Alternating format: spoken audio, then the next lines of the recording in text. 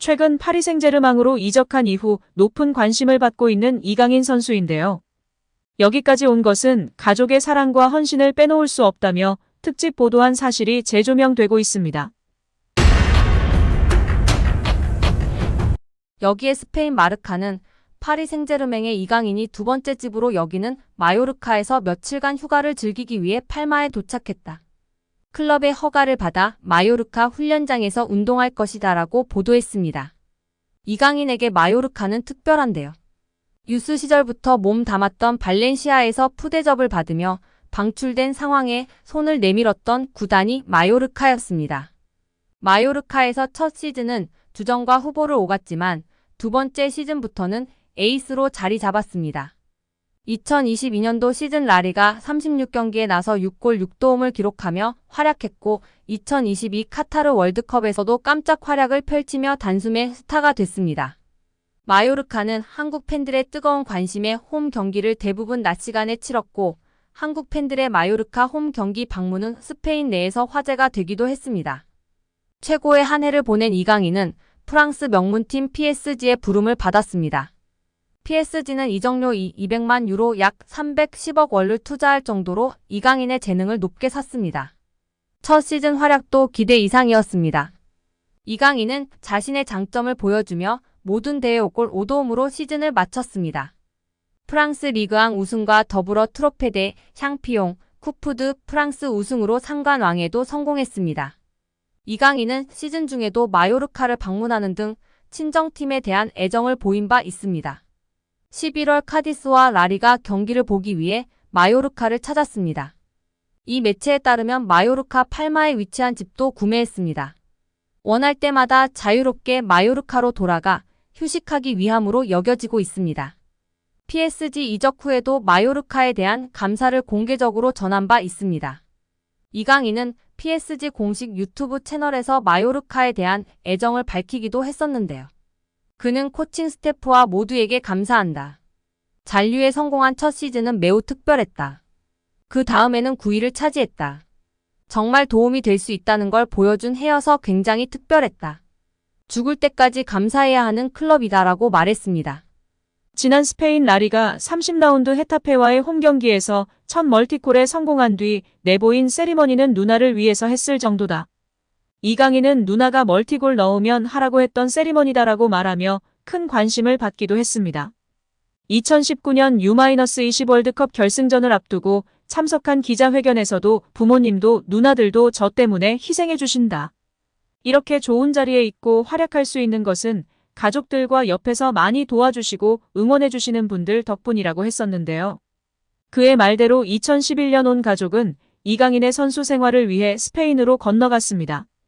한국에서 태권도 사범이었던 아버지는 직업까지 바꾸며 아들을 뒷바라지했다고 전해지고 있습니다.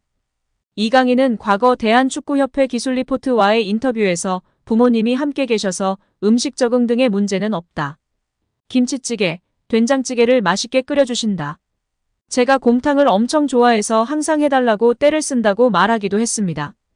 어린 그가 해외 생활에 빠르게 적응하는데 부모의 영향이 컸던 것으로 보이는데요. 특히 마라도나를 좋아하는 아버지를 따라 일찌감치 축구를 접했습니다. 걸음마를 시작하면서부터 집 마루에서 공을 차고 다녔고 아버지가 운영하는 태권도장에서 초등생 형들과 축구를 하며 어울렸다고 하납니다. 실제로 2010년에 방영된 영재의 비법 리얼스터디에서는 이강인이 태권도장에서 아빠표 체력관리 트레이닝을 받는 모습이 방영되기도 했습니다. 5세 때부터 5년 동안 매일 받았다는 트레이닝은 줄넘기 30분, 야구 30분, 태권도 1시간인데요. 아버지는 아들의 성장판을 자극하고 민첩성, 집중력을 향상시킬 수 있는 방향으로 프로그램을 구성했습니다. 이 트레이닝으로 다져진 10세의 이강인은 국제스포츠과학연구원에서 시험한 결과 성인의 평균 폐활량을 훌쩍 뛰어넘는 등 대학생 수준의 체력 수준을 보였습니다. 외할머니는 2019년 한 매체 인터뷰에서 손자가 사위의 강인한 체력을 물려받은 것 같다. 강인이 아빠가 오죽했으면 손자 별명을 깡돌이라고 붙였겠느냐. 타고난 체력이라서 어릴 적 잔병치레를 한 적이 없다고 회상했습니다. 이강인의 어머니는 아들이 매일 축구 일기를 쓰도록 해 자신의 실력을 정확하게 분석하도록 했다고 전해졌는데요. 박지성 역시 유년 시절 매일 축구 일기를 작성한 일화는 유명한 사실이죠. 박지성은 축구부 떡볶이 클럽 가입에 대한 이야기, 그림으로 표현한 축구 전략 등 축구에 대한 열정을 깨알같이 적곤 했습니다. 이에 독일 마인츠에서 뛰고 있는 이재성 선수도 축구 일기를 썼다고 알려져 있습니다. 이 밖에도 이강인의 어머니는 닭가슴살로 아들의 체력을 보충하는 등 부모의 꾸준한 뒷받침이 있었다고 합니다.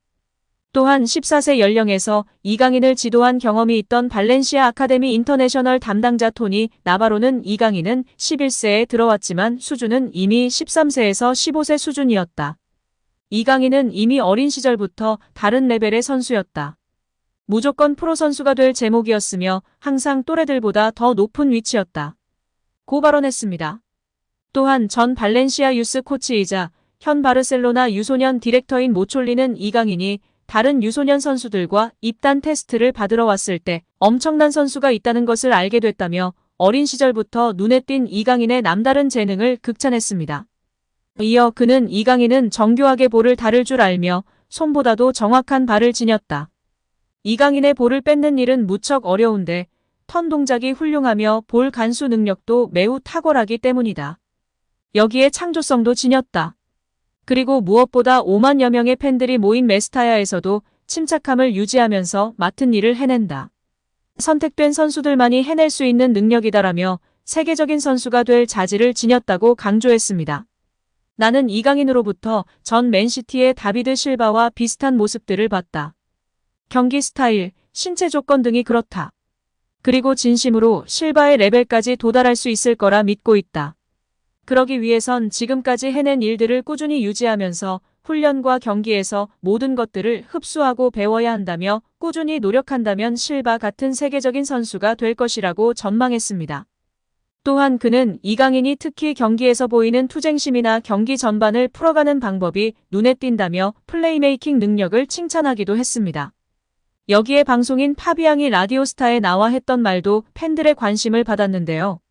파비앙은 파리 생제르맹 팬들이 좋아하는 게 뚜렷하게 있다며 팬들은 유니폼을 땀으로 적시는 선수, 팀을 위해 희생하는 선수, 예의 바른 선수, 팬서비스 잘하는 선수라고 말했습니다. 이어 파비앙은 그런데 그게 바로 이강인 선수 아니냐. 완전 안성맞춤이지 않을까 싶다. 파리 생제르맹 공식 홈페이지도 이강인으로 도배가 됐고 한글도 많이 보이니까 너무 반갑다. 눈물이 날 것 같다고 말해 눈길을 끌었습니다. 오늘 영상은 여기까지입니다. 끝까지 시청해주셔서 감사합니다. 늘 건강하시고 더 좋은 영상으로 찾아뵙겠습니다. 구독과 좋아요도 잊지 마시고 부탁드립니다. 감사합니다.